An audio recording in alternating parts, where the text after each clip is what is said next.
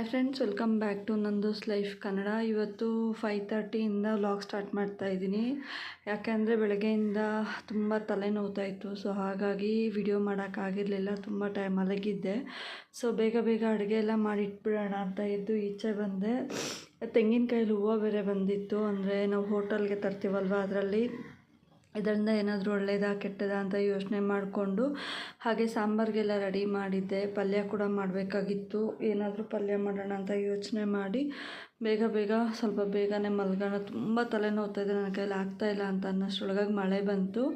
ಮನೇಲಿ ಏನಾದರೂ ಸ್ವಲ್ಪ ಜೋಳ ಏನಾದರೂ ಬೇಯಿಸ್ಕೊಡು, ಚಳಿ ಆಗ್ತಾಯಿದೆ, ಸ್ವಲ್ಪ ಉಪ್ಪು ಖಾರ ಹಾಕಿ ಕೊಡು ಅಂದಿದ್ದಕ್ಕೆ ಮೊನ್ನೆ ಫಾರ್ಮ್ ಹೌಸ್ಗೆ ಹೋಗಿದ್ವಲ್ಲ, ಅಲ್ಲಿ ಜೋಳ ತೊಗೊಂಬಂದಿದ್ವಿ.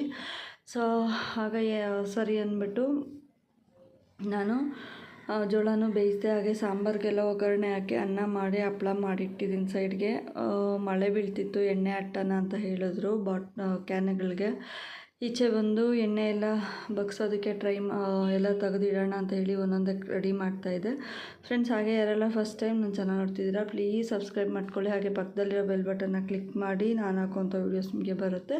ಹಾಗೆ ಲೈಕ್ ಮಾಡೋದನ್ನ ಮರಿಬೇಡಿ. ನೀವು ಮಾಡೋ ಲೈಕ್ ನನಗೆ ಹೊಸ ವೀಡಿಯೋಸ್ ಮಾಡೋದಕ್ಕೆ ಮೋಟಿವೇಶನ್ ಸಿಗ್ದಂಗೆ ಆಗುತ್ತೆ. ಇದೇನು ಬುಕ್ಕಪ್ಪ ಅಂದರೆ, ನಾನು ಫಾಲ್ಸು, ಹೆಮ್ಮಿಂಗು, ಕುಚ್ಚುದೆಲ್ಲ ಹಾಕ್ತೀನಲ್ವ, ಅದೊಂದು ಅಂಗಡಿಗೆ ಕೆಲಸ ಮಾಡ್ತಾಯಿದ್ದೆ.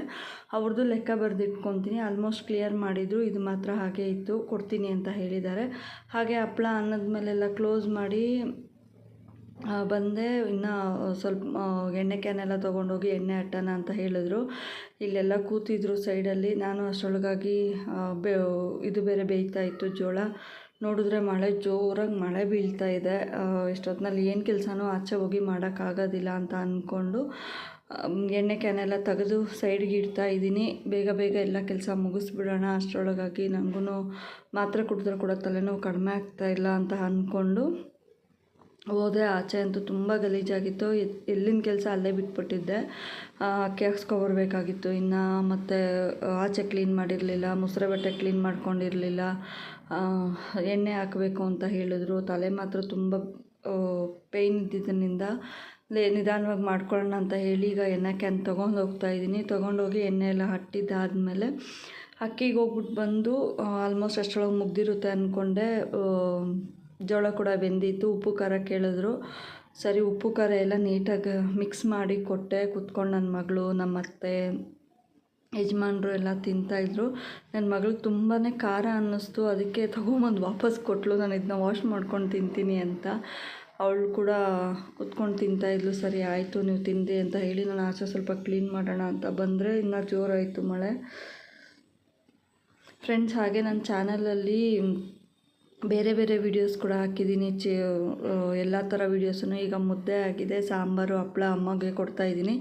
ಆಲ್ಮೋಸ್ಟ್ ಕ್ಲೀನ್ ಕೂಡ ಎಲ್ಲ ಮಾಡಿ ಬಟ್ಟೆ ಎಲ್ಲ ಹಾಕಿ ರೆಡಿ ಮಾಡಿಟ್ಟಿದ್ದೀನಿ. ಇದು ನಾನು ಎಕ್ಸ್ಟ್ರಾ ದೊಡ್ಡ ಪಾತ್ರೆ ಎಲ್ಲ ಜೋಡಿಸೋದಕ್ಕೆ ಅಂತ.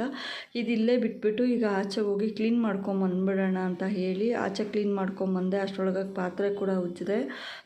ಎಲ್ಲ ಕೆಲಸ ಆಗಿತ್ತು. ಟೊಮೆಟೊ ಎಲ್ಲ ತಂದು ಸೈಡ್ಗೆ ಹಾಕಿದ್ರು. ಮನೆ ಕೂಡ ಇದ್ರಲ್ಲಿ ನೋಡ್ಕೊಂಡು ಅಮ್ಮ ಸೀರಿಯಲ್ ನೋಡ್ತಾಯಿದ್ರು. ಮಗು ಮಲ್ಕೊತೀನಿ ಅಂತ ಹೋದ್ಲು. ಆಚೆ ಎಲ್ಲ ನೀಟಾಗಿ ತೊಳೆದಿದ್ದೆ. ಮಳೆ ಮಾತ್ರ ಇನ್ನೂ ಕಡಿಮೆ ಆಗಿರಲಿಲ್ಲ.